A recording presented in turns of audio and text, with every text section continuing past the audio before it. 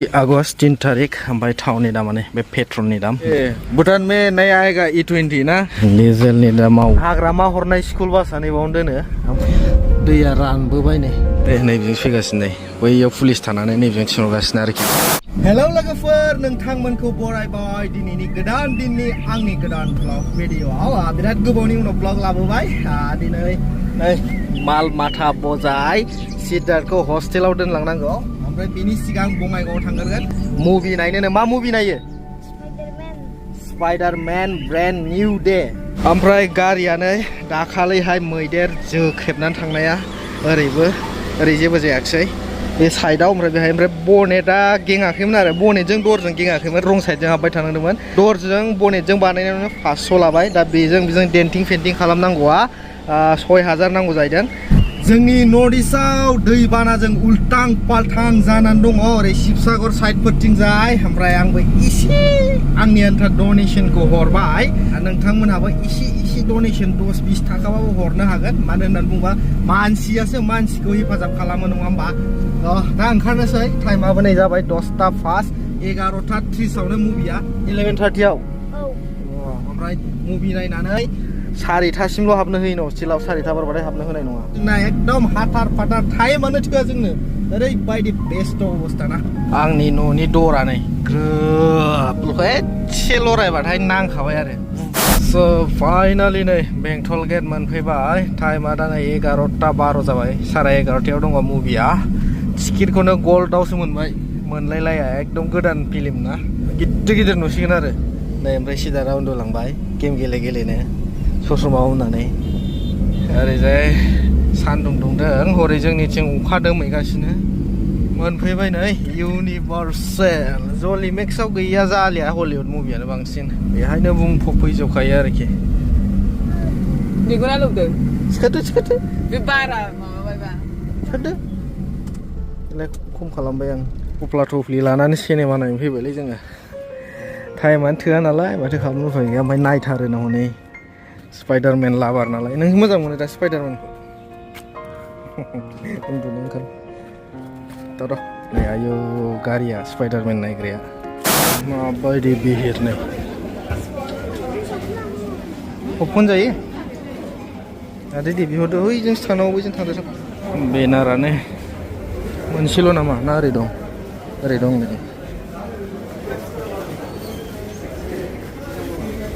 popcorn नै 310 थाखा बे मोनथामजों कका कला पपकर्न मोनसे दै मोनसे दै थुदु नै खोमसि जाजोब्बाय So guys finally जोब्बाय नायहोखांबाय फिल्मखौ बरिया जादों फिल्मा नै 2टा 6 जाबाय ओंखाम जानोसै हा लांसैल' जाला होमबा जानोसै ब्रा हास्लाबो ओंखाम जाबाय नै अनला गोथाव मोनो अनला जाबाय फाइनालि सिद्धार्थनि स्कुल मोनफैबाय आं उन्दैयाव बावनो फरायदोंथ' LKG खौ LKG बा आं बाव हस्टेलाव थाफैदों मिथिबाय आया मला खारखुमाया सोर खिथिया खारखुमा रोङो नालाय आबौआ खिथादों आं खारखुमा लांदोंनो बे स्कुलनिफ्राय आं आबौआ खिथादोंनो गावनो आं हस्टेलाव थानानै खारखुमा लांदोंनो खिन्थु जाम्बा जादों बे ने गाइस गथ'खौ दोननानै आरो फाइनालि नै बङाइगाव फारसे ओंखारबावनांबाय हास्लाबाखै दहाय माने दखाननि मालफोर लानानै फैनांगौ एसे दा ओमफ्राय आंबो सुटि मोनबाय थायाना दिनै सानसेल' सुटि बिदों दा हराव थांनांले आंहा दा टाइमानो 4टायानो जाबाय So guys दिनै फाइनाल नेक्स्ट दिन सानथामनि उनाव आं ब्लग स्टार्ट खालामफिनबाय आं दा पेट्रल पाम्पआव दंफैयो सासे लोगोखौ नेगासिनो आंनिया गारिया पारमिट गैया नालाय आं खामानियाव ओंखारदों दा ओमफ्राय बिनिया पारमिट दं गारिया आंनिखौ बावनो गालाङो दाखालिहाय बैयाव दोनदोंमोन दिनै 3 आगस्ट 3 तारिख ओमफ्राय थावनि दामाने बे पेट्रलनि दाम 97.62 डिजेलनि दामा 103.19 So guys दिनै नेक्स्ट डे डिउटि सुटि जानानै फैबाय बेरेफुंजानि एन्ड गुड मर्निं बयनिबो पेट्रल पाम्प मेनेजारनि गारिया नै दासुखा D-Max इसुजु बियो 4x4 ये भूटान में नया आएगा E20 ना आएगा नहीं आएगा बोल रहे मैनेजर साहब सो गाइस आं ओंखारबाय पेट्रल पाम्पनिफ्राय दाखालि आं सोंनायाव बै सासेया माने बेयाव थाग्राया E20 इन्डियायाव जि थाव फैदों बेनो E20 आनो फैबाय होननानै बुंनाय आं थांनाय भिडिअआव बेखौनो खोन्थादोंमोन दा आं मेनेजारनाव सोंबाय E20 नङा जाहैदों स' गाइस बाहाय स्पिड ब्रेकार दङमोन सेस बोखारजोब्बाय माने GMC आव स्पिड ब्रेकार थानो मोनला जाहैदों बे गेलेफु माइन्डफुल सिटियावहाय बे गेलेफु एरियायाव जेसेबां स्पिड ब्रेकार दंमोन सेस एरफुजोब्बाय स्कुल ड्रेसा नै बिसिना बेबायदि नैबावबो स्पिड ब्रेकार दंमोन नै एरखुजोब्बाय अनलि जेब्रा क्रसिंल'सै आरो नैबे जाबाय बन्टि मार्केट गेलेफु सिटिनि GMC नि ओरैजाय नै पार्किंनि थाखाय खथा बोनानै दोनजोबखादों बाइकना आलदा कारना आलदानो नैबे जाबाय गोदान गेट दाबो रेडि जायाखै अर खामनानै जाजोबखाबायमोन अर खामनानै सेस गैला आंनाबो नै बाहाय आउट खालामहैनांसिगौ दायो बेलासियाव हाबफैनोसैलाय फाइनालि आउट एक्जिट खालामखांबाय नै बेनो वार्क पारमिटआ ओमफ्राय ड्राइभिं लाइसेन्सबो रिनिउ खालामहैनांगौ एक्सपायार जाबाय आंनिया 2000सो बिहरदों दालालिया जों मावबाय एकदम बिराद बेले बेजे बिदोंलाय माबा मेडिकेल सार्टिफिकेट माबा माबि नांगौ जाहैदों आप टु डेट खालामनायाव दा दालालिनो हरनोसै आं 2000 बिहरदों दसेनो 1 घन्टायावनो जागोन होनदों रिनिउआ 1 घन्टायावनो रिनिउ जागोन नायलाय दालालफोरनिबा जोंनिबाथ' साननै गाहाम लागोन जेनेबा जों खुद थांनानै बानायोबा बिसोर मारै बानायथाय ओमफ्राय मेडिकेल सार्टिफिकेटबो नाङा होनना बुंदों इन्डियायाव ओंखारलांनानै हरनोसै आं फट'ल' बिहरदों कार्डखौ हैनांलायबावा माने फट' खेबनानै हरबानो जायो आरोखि आधार कार्डजों ड्राइभिं लाइसेन्सजों एन्ट्रियानो आजां गाजां जाखाबायना इन्डियायाव मोननै जायगायाव खालामनांगौ जायो नै बाहाय मोनसे आरो सिगाङाव मोनसे दङ आरो भुटानावबो खालामनांगौ बिराद एन्ट्रि खालामनांसिगौ दा बिराद मानो स्ट्रिक्ट जालाबायखोथाय आरो बै सिगाङावबो दंबावो सिगाङावथ' जों खालामा लकेल होननानै गबोयो आरोखि So guys, finally बे जाबाय दादगारि बाजार एन्ड बाहाय दङ बास स्टेन्ड नै बे जाबाय फार्स्ट चेकिं पइन्ट बाहायबो एन्ट्रि खालामनांगौ जोंहा लकेलखाय गयो बाहाय हाग्रामा हरनाय स्कुल बासआ नैबावनो दोनो ओमफ्राय निफ्राय ड्राइभार दं माब्रै दं मोजां दे गोबावजों खेबसे गुरुजि ओमफ्राय दिनै डिउटि गैया थांनो नागिरदों बेंटल खुलिजोब्बायना स्कुला दे खयथायाव खारो 7:45 इन्डिया टाइम 7:23 जाबाय माथो होमबालाय 20 मिनिटल'सै माथो बिसिना स्कुल बास लाइना एसे बेले बेजे जादों जाहैदों माने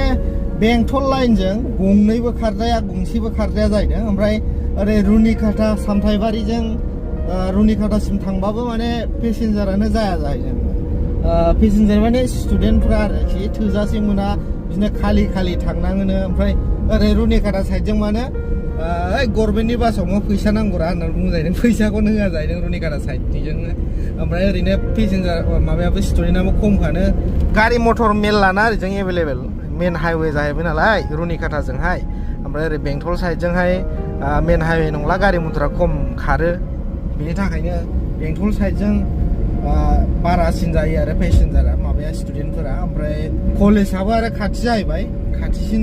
जायो ओरैजों बेंटलजों दा बेखायनो ओरै रुनिकाटाजों खम जानायखाय दा ओरैबो खारथावा जादों गंनै बासाव गंसेया बेबायदि होननानै खोन्थादों आरोखि दा बे आंना लोगोआ इभि मोनबाथ' जेबो प्रब्लेम गैयामोन माने इलेक्ट्रिक बास मोनबा आरोखि बेटारिनि बास मोनबा जेबो थाव खरसा मा खरसा नांनाय नङामोन दा एडब्लु खरसा डिजेलनि दामा बारायदों भुटानावबो नोंथांमोना नुखाबाय डिजेलनि दामा बारायबाय बारायगासिनो डिजेलनि दामा ओमफ्राय ओरैजाय मेनेजमेन्ट खालामनो खस्थ' बेखायनो दिगदार जादों आरोखि दा इभि गारि मोनबा इलेक्ट्रिकनि गारि मोनबा जेबो टेनसन गैलामोन आरो थावनि टेनसन गैलामोन माने ड्राइभारनि बेथननि थाखाय ओंखारबानो जाहैबायमोन खारदिंबाय थानो हाबायमोन इलेक्ट्रिकनि मोनबा डिजेल मेनेजमेन्ट खालामनो बिराद दिगदारनो ओमफ्राय ओरै ड्राइभारनो पेमेन्ट होनो दिगदार मोनसे खमथिं दादों नालाय सलायनो एसे उसुबिदा जादों जाहैदों दा बे आंनि लोगो ड्राइभार खोन्थानाय बायदिबा आरो जाय जेजेएम प्रजेक्टआ साइड बाम्प गोदोखानायखौनो जावखांलायबाय लामाया ओरै गाज्रि जाहांखाबाय ओरैनो आरोबाव जावखांबावबाय नै बिदि साइड बाम्पखौ मालाबा टावार लाइना जावखाङो मालाबा नै जेजेमनि जावखाङो एकदम जावग्लिबाय थानानै बे साइड बाम्पआ रानोनो रोंला गारिफ्रा साइडआव साखा बोख्लायनानै दोनजायो जेनेबा गारि गिदिरफ्रा माबा मोनसे प्रब्लेम जायोबा ना साइडआव लांनानै दोननो हायो लड गारिबा दा बिदि जावखांग्लिबाय थाबा हाया गुरै जायोना ओमफ्राय साइडआव साफायनानै दोननो हाया आरोखि बेनि थाखायनो लड गारिखौ गोदोयोना ओमफ्राय बिसिनि खामानिखौथ' बुजिनो मोनला आं जेजेमनिखौ जागोन ना जाला जाखो नै बावबो दं मोनसे स्टेशना ओरैनोसो बानायबाय नामा बेखार गभर्नमेन्टआ फैसा गारनो जायगा गैयै होननायनि जाहैबाय बे एरियायावल' बानायबाबो जायोमोन जोंनिथिंथ' नांखायानोमोन बे एरियायावसो दैनि बिराद प्रब्लेम ओमफ्राय बे एरियायाव होनानै जोंनिजों होआबाबो जाबायमोन आरोखि आरो होबाय जाबाबो जाबायमोन दा जायाबो मायाबो ओरैनो दं गाज्रिसो जालाजोबलायबाय बे हाग्राखौनो एवस्रांजोबलायबाय नै मा खालामनाय जालायखो बेलाय बे लामानिखौथ' एवा लामानि हाग्रा एवग्रा मोनसे डिपार्टमेन्ट दङमोन बे एवला नामा दा नुला माथो एवनायखौनो ओरै हाग्रा सिंनिखौसो एवजोब्बाय नै फरेस्ट डिपार्टमेन्टनिया दैया रानबोबाय नै दिउस्रि ब्रिज बियो ओरैजायनो सावथालफ्रा मालाय माइ गायनो आबाद खेथि मावनो आखा फाखा जाजोब्बाय दा फुङावबो सावथाल गथ'फ्रा बिराद खारो बे लामाजों एक्सारसाइस आरोखि जोंनि बर' गथ'फोरखौ नुला स्पर्ट्सआवबो सावथालफोरखौल' नुयो जोंनि साइडजों बल जोनाय बल खेला थांनाय मानाय बाबा फुङाव बेजों अयथासार खारो सावथाल गथ'फ्रा जोंनि बर'फोरखौ बेबायदि नुला दस्रायाव नुयो जानांगौ जोंनि साइडआव मानो नुलाथाय स्पर्ट्सआवबो इन्टारेस्ट गैला एसे 10 पास जाबाथाय बाइक बिबाय ओमफ्राय लोंनाय जानायावसो गोदोबाय So guys, दिनै नेक्स्ट डेबाव ओमफ्राय खानाया टाक्लिया जाबाय आं दा दिनै स्कुटिसो लाबोदों आं नै स्कुटिखौ बाव गालांसै ओमफ्राय बे सासे लोगोजों थांफानोसै ओमफ्राय बैजों थांनो होआखै मैदेर फैनायखायनो बाहाय दङ मैदेरा नै खाथियावनो ओमफ्राय दाख्लै आं गारिखौ नैबेजों फैगासिनो नै बैयाव पुलिस थानानै नैबेजों थिनहरगासिनो आरोखि ओमफ्राय दाख्लै गारिखौ आं नैबाव दोन्दोंमोन नै बे एल्ट'नि खाथियावनो दोन्दोंमोन आरोखि बे टेंकिया गोजौआव दंमोन बै अन्थाइनि गोजौआव जाबनानै दोननायमोन ओमफ्राय हौरै गोलैलांनायखायसो 2000 लिटार टेंकि आरो आंनि गारसायाव गोलैबा बेखौ जोख्रेबलांजोबदों बैलाय नै नैबे टेंकिखौ एखे लाबोफिनबाय गाख्रेबजोबखादों ओमफ्राय आंनिया गारिया ओरैजायमोन बनेटआव जोनानै गालांदों बनेटआव जोनानै बनेट गेंला दर गेंला बिदि जादों आरो नैबाव दोन्दोंमोन आरोखि आङो ओमफ्राय दा स्कुटिखौ बावनो दोनबावबाय आं नै बिसोरबो बाइकखौ बाव गालांदों जोंनि कम्पानियाव मावहैयो साननि खामानिखौ मावदों बिसोरो डे डिउटि ओमफ्राय आंनासो दा हारसिं जानोसै बाइकआनो बाहाय माबाया स्कुटिया बाव दोननाया एसेबां गिदिर JCB दं दाख्लैनिफ्रायनो दंगासिनो आरो बे होमबाबो बेखौ जेबो खालामबावा ओरै थांनानै आंनिखौसो क्रैप टेंकिखौ नाख्लायबाय टेंकि आंनाव नांनांगौमोनबा गारियाव सेस जाखागौमोन आरोखि खावनै जाखागौमोन गारिया एफा 2000 लिटार गाहाम दै दङ बनेटआव गोलैनांगौबा गैखालामोन आरो साखा थाखा आउट जाजोबगौमोन फैगोनसो नामालै बाहाय जानाय नंलालै बैयावसो दोनहैनांसिगोन आं पेट्रल पाम्पआव दा हराव फैयोबा मारै जागोन इन्सुरेन्सआलाय फार्स्ट पार्टि दं दा दंनायालाय केमेराबो दं नै बाहाय होनबाबो फांगा लाला नामा दोनहैनोसै नामा बेयाव पेट्रल पाम्पआव बाहाय दोनबा अखा सियामोन आरो नै पेट्रल पाम्पआवबा अखा सिगोन बाहाय दोनना दोना जाबाय थाबाय आं कनफिउस जाबाय गारिखौ ओमफ्राय बेयावथ' मोनायाव रावबो थाया नै बेजोंनो फैयो बेजों फैनानै ओरै उपद्रब खालामफैयो पेट्रल पाम्पआव दोनफैबाय आं थिग मोनासैलां नैबावनो मैदेराथ' नै बाहाय ज' नायगासिनो नै होमबाबो बाहाय फैयाना पेट्रल पाम्पआव मानसिबो थायो लाइटबो दङ बेनि थाखायनो बारा रिक्स जाया आरो बाहाय गारिखौथ' आं बावनो दोनखायो अखायासो हरसे सिगोन आरोखि ना अखा हायोबा लांदां जाबाय बाहाय गोजौआव ओरैजायबो दोनजाया गारि गिदिर फैयो मालाबा ओरै टेंकार सेंकारबो फैयो बेनि थाखायनो साइडआव दोननांगौ जायो So guys, today next day दिनै नेक्स्ट डेआव ओमफ्राय बेलासिनि दा 4टा जाबाय टाइमा डिउटि थांनांसिगोन आं बाहाय एसे नायथिंलाबायदोंमोन हाग्रा दुफबजोबनाय आयै आयै आयै न'आव मानसि थानाय जायाना नै सेस लेथ्रा गोजा बारिया बेबायदि बार न'आव माबायदि जागोन फोसाबनो टाइम मोनानो नै बे आगष्ट मासाव आरोबाव खम फैबावगोन भिडिअआ नेक्स्ट मासनिफ्राय सेप्तेम्बरफोरनिफ्राय कनसिस्टेन्टलि खामानि मावनोसै इउटिउबावहाय ओमफ्राय नोंथांमोना नुखाबाय एसेबां बेस्थ'ना भिडिअखौनो बानायनो सम मोना स' बिनि थाखायनो भिडिअआ फैयाखै दे सोरबा गोबां कमेन्ट हरबाय थायो आरो इन्सटाग्रामफोरावबो DM खालामबाय थायो भिडिअ मानो फैयाखै भिडिअ बानायला नामा स' बिदि होननानै आरोना स' रोजा धन्यबाद नोंथांमोना आंखौ अननायनि थाखाय